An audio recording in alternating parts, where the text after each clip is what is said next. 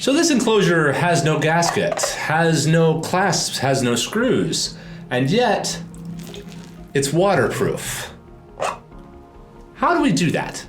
So at Slant 3D, we make a lot of electrical enclosures. They can be used inside of warehouses for tracking data analytics. They can be used on forklifts or on pallets. They can be used out in the field. Sometimes you just need a box for a Raspberry Pi. But we end up producing a lot of them because it's more cost effective than using traditional manufacturing.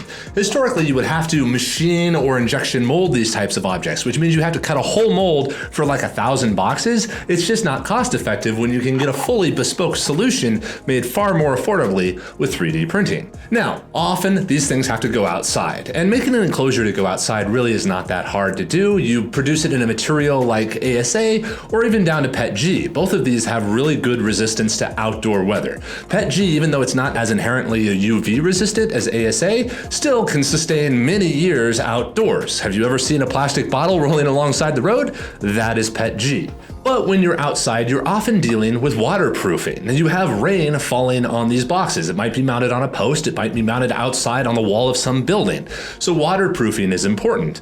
But with 3D printing, you don't have to use the traditional waterproofing methods of yore, because you're able to create geometries that were never really possible before. There is no gasket, there's no ring around the outer edge of this. What we've done instead is actually created a geometry where water cannot physically ingress through the part.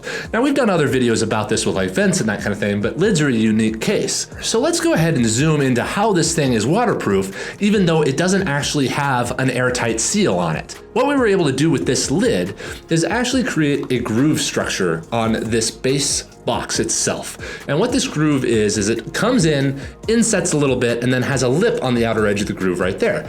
This effectively allows water to go in through the outer crease so that water can flow in from right here, but then it's pushed backwards up against the box itself and put into a channel where it can flow down the sides and then out the edges through these little egress points right here and on the bottom. This lets water effectively flow into the enclosure right here, but then it's contained in a water channel to where it goes where we want it to. And there's no way for it to really get inside unless it's like super high pressure and such high volume that it overwhelms the drain channel inside of here. This is really unique because this has never really been able to be manufactured before. This interior groove right here has so many undercuts and kind of complex get around the corner geometry that you can't make this with a mold because there'd be no way to remove the mold from it.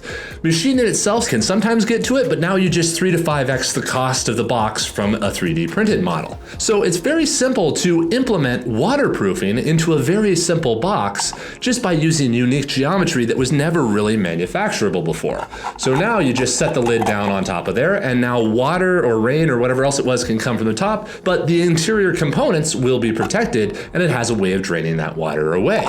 So electrical enclosures, though they are generally just a simple box, can actually be radically improved because you're able to create something that was never possible before. And this is something to realize with 3D printing in general. Now that mass production 3D printing is available and it's cost effective through giant print farms like here at Slant 3D, you get to learn how to utilize that process to create something that's not the same as what was there before, but has all new capabilities that were never possible before because they were too expensive or complicated to create.